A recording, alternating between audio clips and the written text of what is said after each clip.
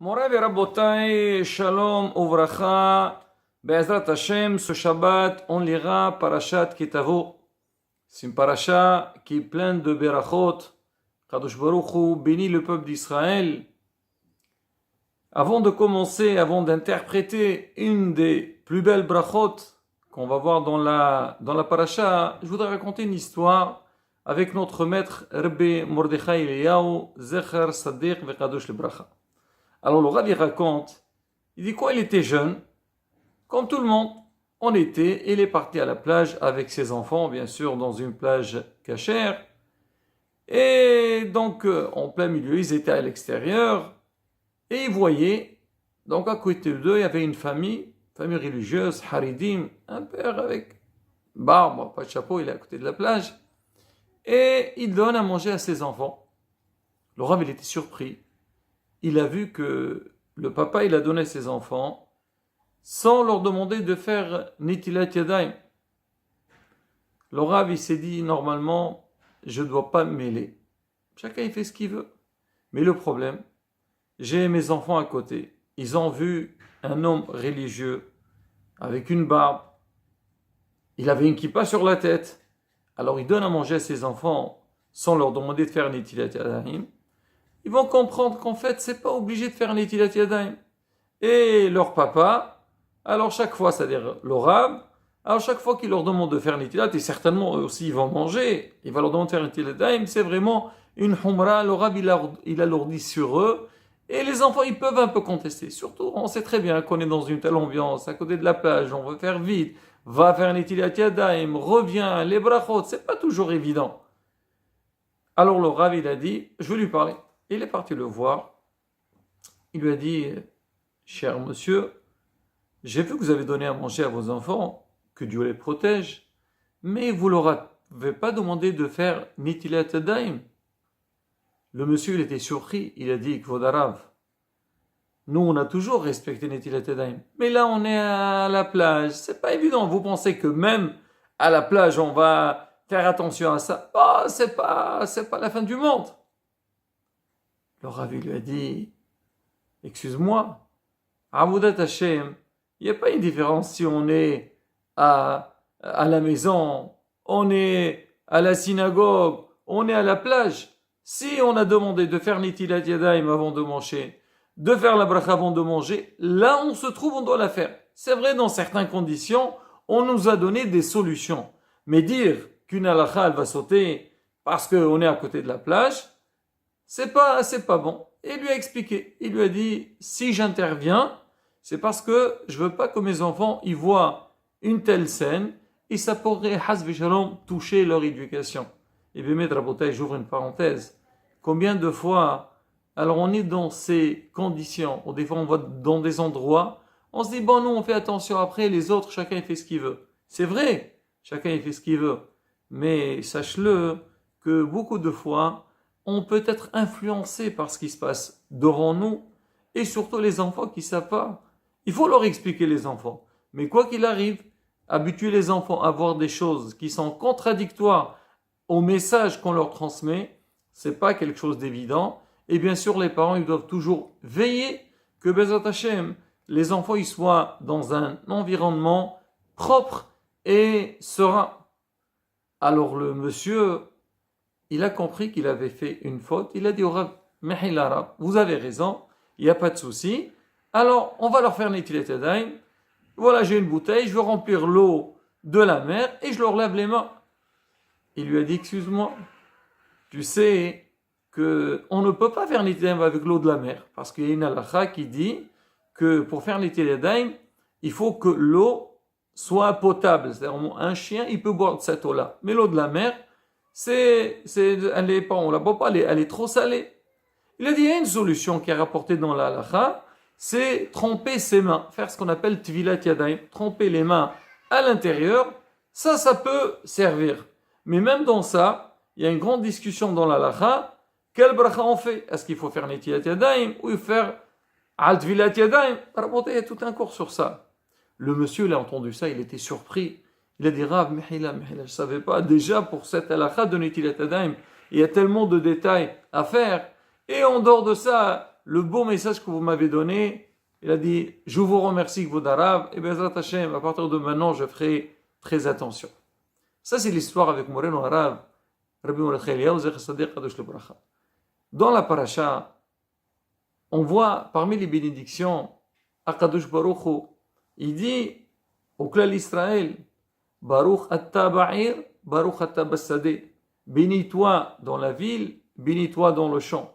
Baruch Atta Bevoecha, Baruch Atta Besetecha. Tu es béni à ta sortie, mais à quand tu viens, et tu seras béni aussi quand tu vas sortir.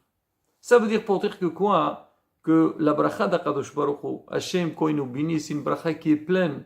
Ça veut dire, quand Hachem nous envoie la bracha, Hachem, partout, sa bénédiction, elle est partout. Et c'est ce qu'il nous dit avant, faire attention, Torah et Mitzvot, de Bezrat Hachem, on aura toutes les bénédictions. Mais Hachamim, il interprète ce passour d'une autre manière. C'est vrai, il y a beaucoup d'explications sur ce passour, mais il y a aussi un sujet qui est très important. De la même manière que dans Shema, on dit, Widi Bartavam, l'homme, il doit parler avec les paroles de la Torah, c'est-à-dire étudier la Torah. Il n'y a pas un moment fixe dans l'étude de la Torah. Ah, quand je suis à la synagogue ou Beth Midrash, dans un shiur, j'étudie. Mais sinon, le reste, je suis dispensé, pas du tout. Widi Bartavam, B'shevtecha bevetecha, Oblartecha v'derech, Obshorpeh obchomecha, quand tu es chez toi, quand tu sors à l'extérieur, quand tu dors, quand tu te lèves, on apprend beaucoup de la faute de ça. Alors on dit pareil aussi, quand on dit à l'homme, Baruch ata bevoecha, ou Baruch ata besetecha, Baruch ata ba'ir waqta besadeh, c'est-à-dire le mot Baruch, on va faire un petit lien avec l'histoire qu'on a racontée. Tu dois bénir Hachem là où tu te trouves. Ah, ne dis pas, oui, quand je suis chez moi à la maison, alors je peux me permettre, et bien sûr, moi j'ai envie de faire les brachot, mais des fois je suis à l'extérieur, je suis devant des gens qui ne font pas les brachot, ou bien des fois je suis avec des non-juifs, j'ai honte de dire qu'est-ce qu'on est en train de murmurer là. Alors c'est pas grave, comme on dit, Anus Hamana Patre, il n'y a pas d'obligation. Ou des fois tu es avec des gens que eux, ils font pas attention aux brachot, ou ils vont un petit peu, Hasbi Shalom, te mépriser quand tu fais ça, tu dis, bon je ne le fais pas, j'ai honte. Pas du tout. Là où tu te trouves, tu dois faire les brachot. C'est pareil aussi dans Avodat Hashem. Quand l'homme, il veut être un bon juif, un bon serviteur d'Akadosh Baruch Hu, il n'y a pas de différence si moi je suis dans mon entourage ou je suis à l'extérieur. Comme beaucoup de fois, on entend des gens dire, vous savez, tout le long de l'année, c'est vrai, on est, comme on dit, cadré, on a un rythme de vie. Là, on fait le nécessaire, on se lève le matin, on fait la tfila, si on a un on le fait, on fait attention à la kashrut. Alors, il y a Baruch Hashem, ça manque pas les mitzvot. Ah, mais quand on part en vacances, alors là, bah, c'est pas grave. Alors oui, ça, on peut alléger. Quand c'est permis, c'est permis. Après, humrot ou humrot, c'est autre chose. Mais les gens, on a tendance à croire quand on est en vacances. Voilà, c'est clair. Une fois, je me rappelle, j'étais dans un hôtel et j'avais un ami. Alors, il était, donc, parmi, donc, on va dire, les vacanciers. Et à un moment donné, je l'ai vu faire quelque chose. Je lui ai dit, dis-moi, est-ce que, et surtout c'est quelqu'un que je connais, donc je peux me permettre de lui parler. Il m'a dit, arrêtez, on est en vacances. En vacances, on peut se permettre. C'est-à-dire qu'en vacances, Kadosh Baruch est toujours le même. Les lois d'Akadosh Baruch sont toujours les mêmes. Et Raboté, ça c'est pas seulement au niveau des vacances. Même dans notre vie, l'homme il doit savoir, si moi j'ai compris que Raboté Hashem doit s'ouvrir là où je me trouve, là où j'irai, là je dois respecter. Il n'y a pas, on va dire, des poids et de mesures. Hachamim, ils ont pensé aux poids et mesures. On voit bien, beaucoup de fois, on dit ici on est mekhil, ici on allège, ici on peut se permettre.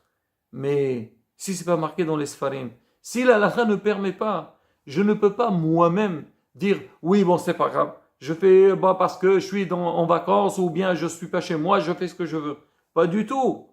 Dans le cas où tu as des difficultés, demande, essaie de te renseigner. Et c'est ce qu'il nous dit le passage. Baruch ata bevoecha, baruch ata besetecha. Tu es béni quand tu viens et quand tu sors là où tu te trouves. Et Bémet, on rapporte une très belle parole. On sait que le Melech, le roi, on dit il doit avoir 2 Sefer Torah. Le roi d'Israël, on parle. Il doit avoir un Sefer Torah qui est dans Bébé Genazav, ça veut dire chez lui à la maison. Et il doit avoir un deuxième Sefer Torah chaque fois qu'il se déplace, il doit le prendre avec lui. Alors beaucoup posent la question et disent, mais on ne comprend pas. Est-ce qu'il y a une différence entre le Sefer Torah qu'il a chez lui à la maison et le Sefer Torah qu'il le prend avec lui? Pourquoi il a besoin de deux? Alors Hachamim répondent, c'est pour dire au roi, monsieur le roi, tu dois savoir que Avodat Hashem, les lois de la Torah ne sont pas seulement quand tu es chez toi, tu es dans ton royaume et tu as toutes les facilités. Même quand tu sors à l'extérieur, tu vas être occupé, préoccupé par tes responsabilités. Tu dois savoir qu'il n'y a aucune différence. Ça, le roi d'Israël, alors qu'on aurait pensé que oui, peut-être il avait la possibilité parce qu'il est responsable. Taroud, Asouk, il est très occupé. Al-Had Kama Vekama. Et Rabotai, tout ce qu'on est en train de le dire, il s'habille très bien à la période dans laquelle on se trouve. On est dans la période donnée à peine moins que 2 semaines de Yom Adin. Et l'homme, il doit savoir, mais peut-être dans l'année, on a essayé de négliger certaines choses. Là, il faut savoir maintenant, ça y est, on ne peut pas se permettre. Il faut savoir, Rosh Hashanah, il s'approche. C'est le jour dans lequel Hachem il va trancher tout ce qui va se passer l'année prochaine. Il suffit seulement de regarder tout ce qui s'est passé l'année passée. Et Hachem Ishmor les problèmes. C'est Hachem qui décide, bien sûr. Mais on sait que c'est pas simple. Alors, il faut savoir que tout a été décidé le jour de Rosh Hashanah. Nous aussi, on s'approche à ce jour-là. On doit faire une préparation. On regarde déjà, on fait un regard sur le passé. On a parlé depuis Rosh Chodesh Elul. Chacun il s'était dit, oui, je dois faire des efforts. À quoi on s'est conduit les 2 premières semaines de mois de Elul? Rabotai, on a encore la chance devant nous. On a la possibilité devant nous de rattraper. Et si on a bien travaillé, de continuer.